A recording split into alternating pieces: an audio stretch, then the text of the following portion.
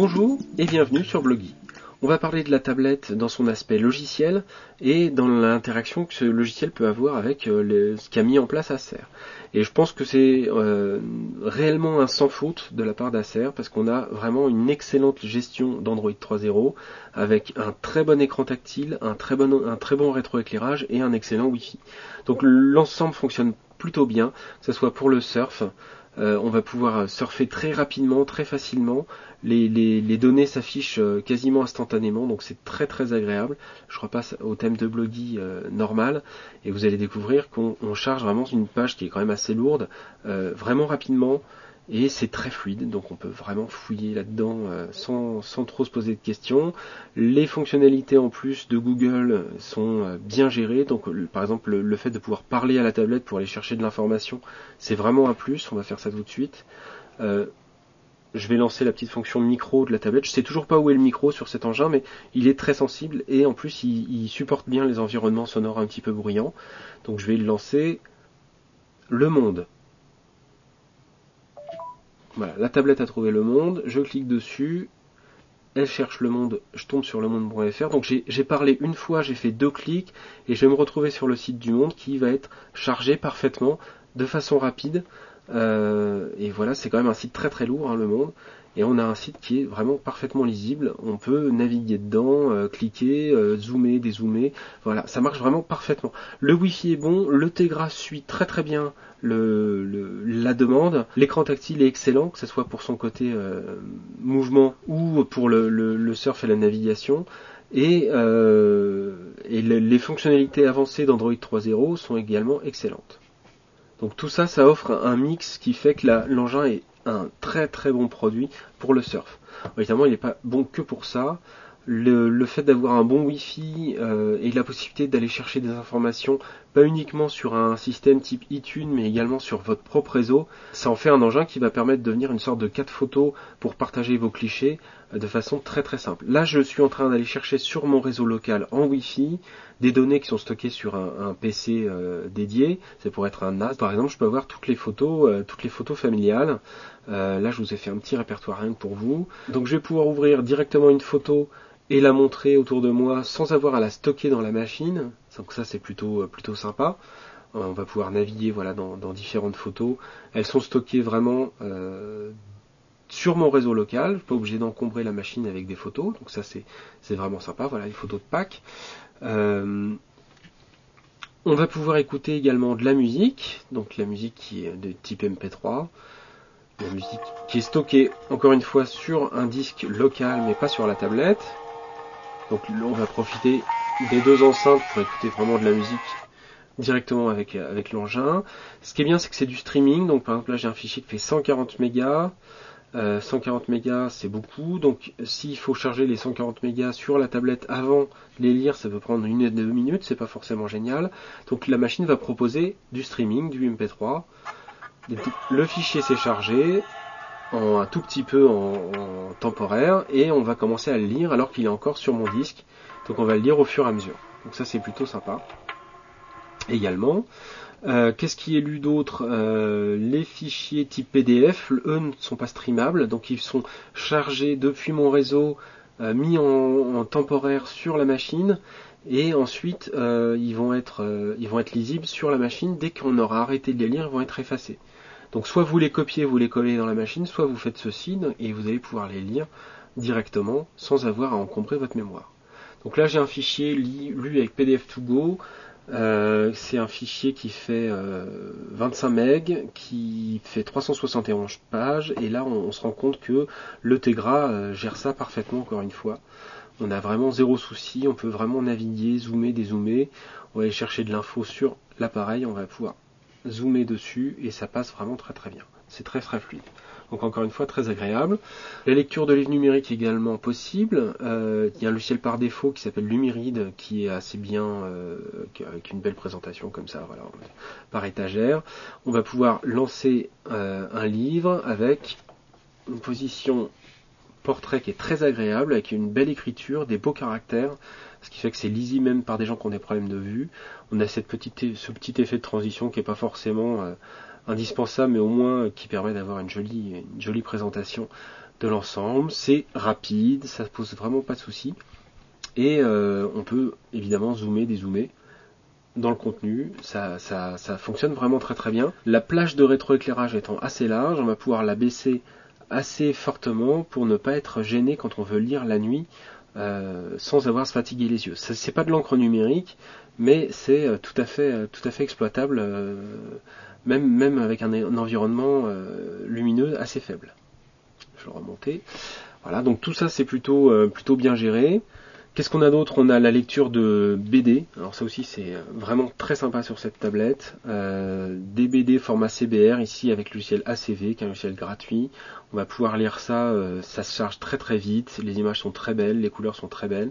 Et on va pouvoir vraiment découvrir, il y a de plus en plus d'auteurs qui pensent à créer de la BD pour les formats numériques. Et ça donne vraiment des choses très agréables à lire, avec beaucoup de détails qui sont du coup, on va pouvoir les zoomer, on va pouvoir vraiment s'amuser dans la BD, c'est très agréable.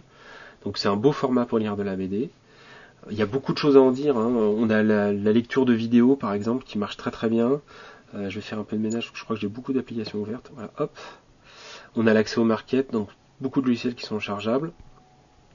La lecture de vidéos qui marche très bien, même avec du 1080p, du moment qu'on reste en format low profile, hein, le 1080p est lisible. On va charger des vidéos depuis, ah oui, il y a une clé, vous avez vu, il y a un port USB, c'est magique. Donc avec un port USB, on va pouvoir charger les vidéos directement dans la machine. Là, on va regarder celle-ci. Donc là, c'est un 720p par exemple qu'on connaît bien. Là, on peut naviguer dedans. C'est instantané, la qualité est vraiment très belle, c'est très propre.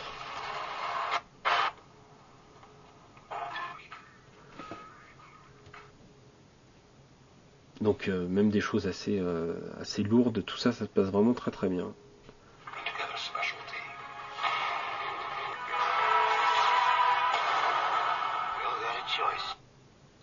Ça c'est vraiment très agréable. On allume la tablette, enfin si je vous le fais en live, ça donne ça. Hein. J'éteins la tablette, j'allume, j'ouvre, j'ai ma vidéo et je vais lancer ma vidéo immédiatement. Donc il n'y a pas de temps d'attente, il n'y a pas de boot, etc. J'ai un bel écran et je peux lire tout de suite ma vidéo de façon très convaincante avec la tablette. Donc ça dans le métro, dans le train, c'est vraiment très sympa. C'est un côté vraiment voyage assez sympa. Il faut évidemment brancher le casque. Et avec le casque, on a une très bonne restitution sonore. La gestion du son par Acer sur le casque est vraiment excellente. Les deux enceintes sont bonnes, mais pour ce type d'usage-là, le casque est vraiment un plus et la sortie son est vraiment très bonne. J'ai été assez surpris. On va revenir à la base.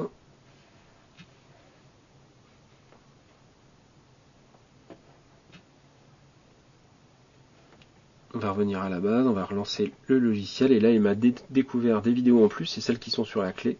Et donc je vais lancer par exemple voilà le frelon vert, le teaser 1080p, c'est du 1080p low profile et ça se lit parfaitement bien. Le 1080p c'est pas nécessaire sur une tablette qui fait que 800 pixels de haut, mais ça vous montre que ça fonctionne.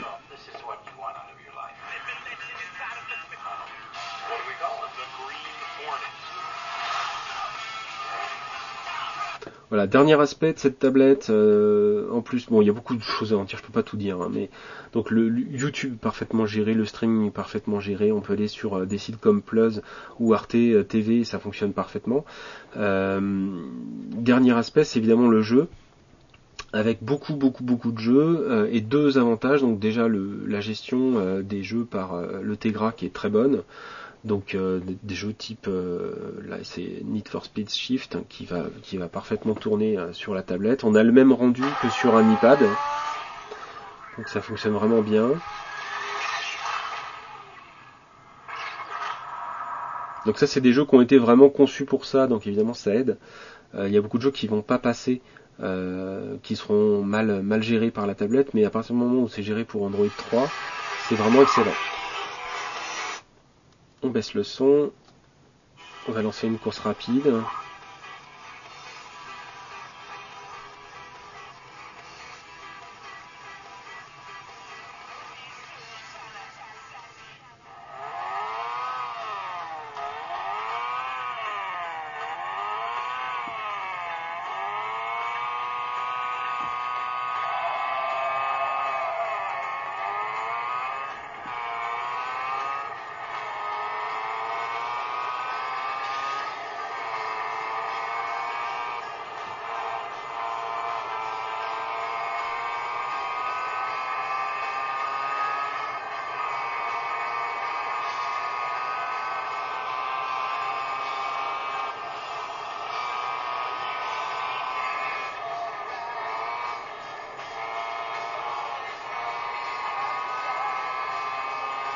Voilà, donc ça fonctionne vraiment très très bien, il n'y a pas de souci. C'est pas un jeu optimisé pour le Tegra.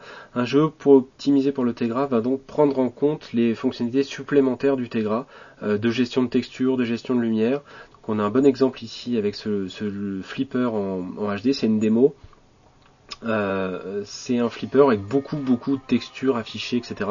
Là c'est pas un film, c'est de la 3D, donc on a beaucoup de textures, beaucoup d'informations, des ombrages assez jolis. Et on va faire une petite partie rapide, vous allez vous en rendre compte. Une bonne gestion de son aussi.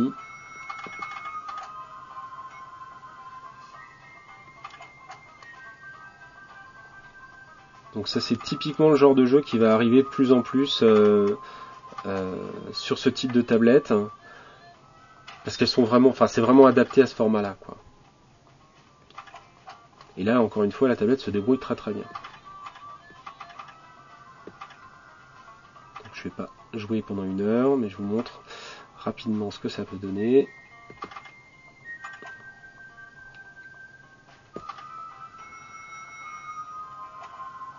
Voilà. D'autres jeux sont également disponibles, il y en a beaucoup, alors je ne vais pas faire le détail de tout, il y en a ceci qui est pas mal, qui est optimisé aussi pour le Tegra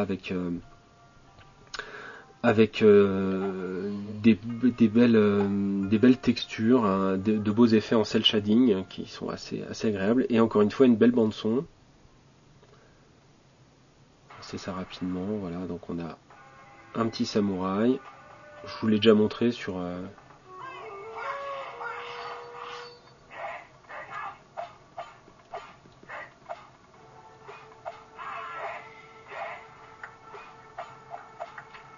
Alors, on découpe des bonhommes en deux.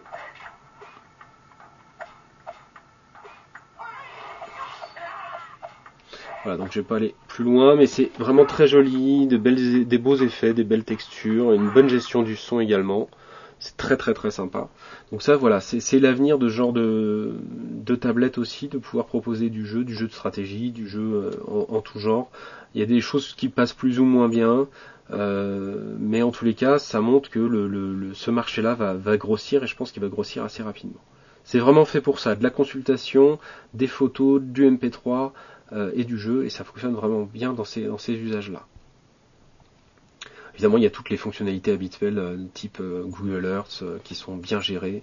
Google Earth, c'est assez impressionnant de voir que c'est 1000 fois mieux géré que sur parfois certains gros PC, avec une très bonne gestion du multitouch. Donc là, voilà, je peux vraiment aller visiter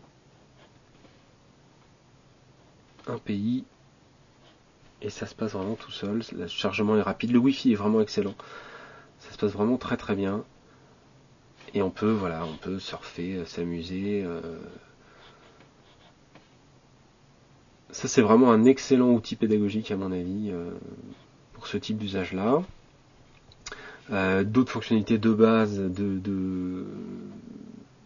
d'Android sont présentes. On a, je pense à Maps évidemment, à la navigation qui va marcher aussi avec le micro. Donc on va pouvoir énoncer une navigation rapidement, par exemple dire Paris. La machine va détecter Paris et me proposer un chemin pour aller jusqu'à Paris. Voilà, donc c'est vraiment des fonctions de base, mais des fonctions qui sont très bien gérées maintenant par Android et qui fonctionnent parfaitement sur ce type d'engin. Évidemment, il y a tout le côté push aussi qui est positif. Le côté push, donc c'est toutes les informations qui vont venir à vous, par exemple vos sites qui vont être mis à jour au fur et à mesure que vous les visiterez, des emails, le nombre d'emails que vous avez en attente, votre calendrier par exemple, les dernières choses qui sont disponibles sur le market, les dernières vidéos à la mode, tout ça ça se fait, ça se règle très facilement avec cette barre d'onglet ici qui permet donc de choisir, de mettre des informations en avant.